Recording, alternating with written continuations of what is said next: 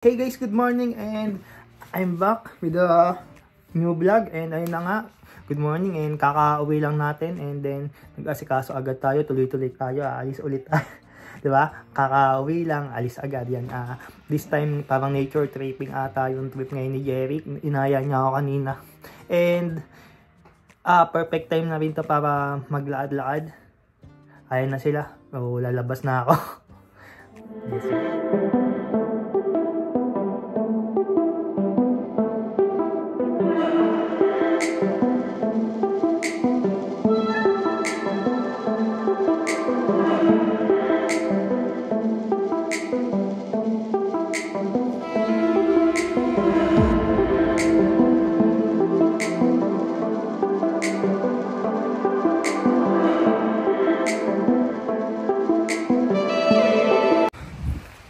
Parang nalulula na ako makita yung mga ganyang pataas ah.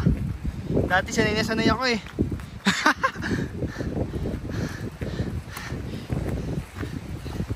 Kulang sa practice, kakahingal.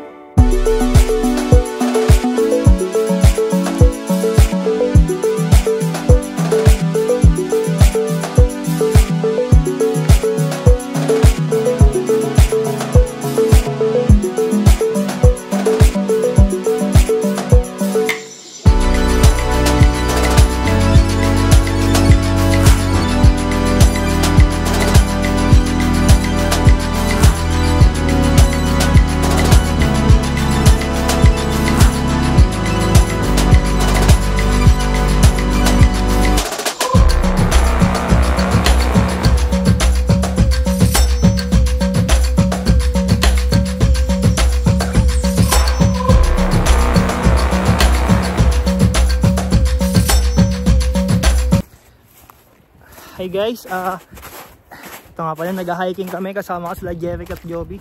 Ayun sila, you know, yay! Sa Pilipinas, nakakasama ko din sila mag-hike and I'm very happy. This is my first time to go hiking on Norway. Nakakapagod kasi hindi naman, although everyday akong naglalakad papasok ng work, pero parang kulang. Hinihingal ako, pero kahit pa paano naka-recover na. Di tulad nung eto yung unang akit namin, yung unang paglusong, sobrang tarik. Ayun, kahit pa paano may nalalakad na kaming flat eh, nakapagpahinga na kami.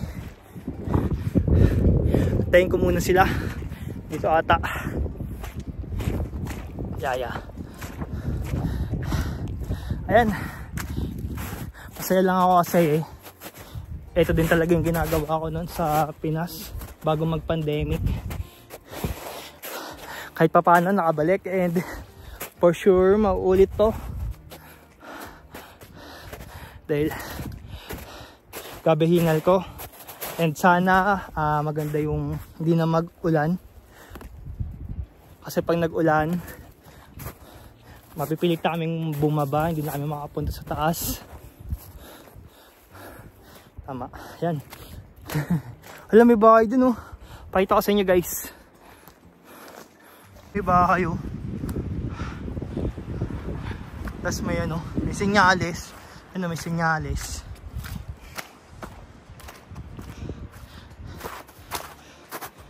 Yan, ganda pupunta.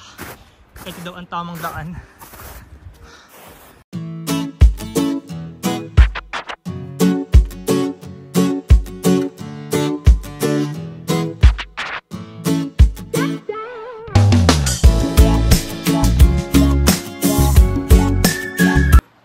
Sabi ni Jeffic, et na daw yung last na matinding ahon. Oh! Ito. Ewan ko kung ilang oras na kami naglalakad. Sabi niya mga nakakalagpas kalahati na. Pero kanina pa kami naglalakad. Nakakapanibago. Pero masaya syempre. Guys, baka pagtapos na ito, doon na lang uli sa tuktok kung papala rin. Dahil nga sabi ko kanina, bababa kami pag hindi maganda yung panahon. Pero sana hindi na umulan para hindi sayang, di ba? Hindi, kung hindi, babalik na lang. Nagtitipid lang din ako ng battery ngayon kasi nga, di ba, galing akong labas kanina, tapos alis na naman, sayang. Para mapakita ko sa inyo yung sa tuktok, kaya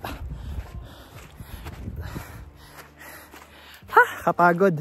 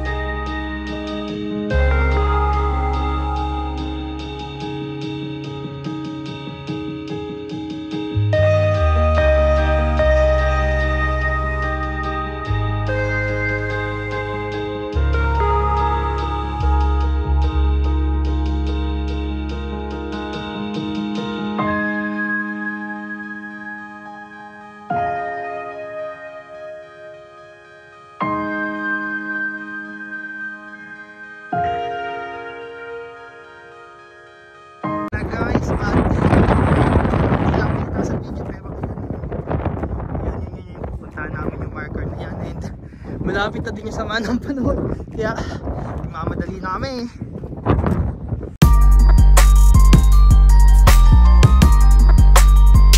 Okay, sobrang lapit na talaga. Promise, sobrang lapit na. Konting lakad na lang, tunaw na eh.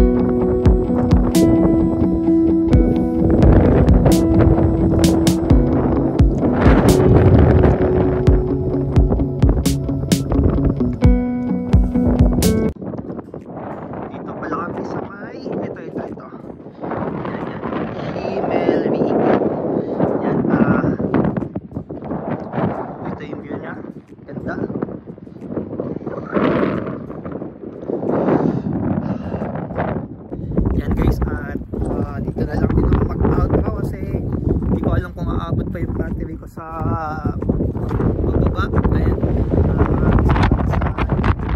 ayan, sobrang saya ng first hiking experience ko dito sa Norfolk. Siyempre nakakapagod, wala ka namang practice sa 6 months namin dito, or bakit lang, ayan.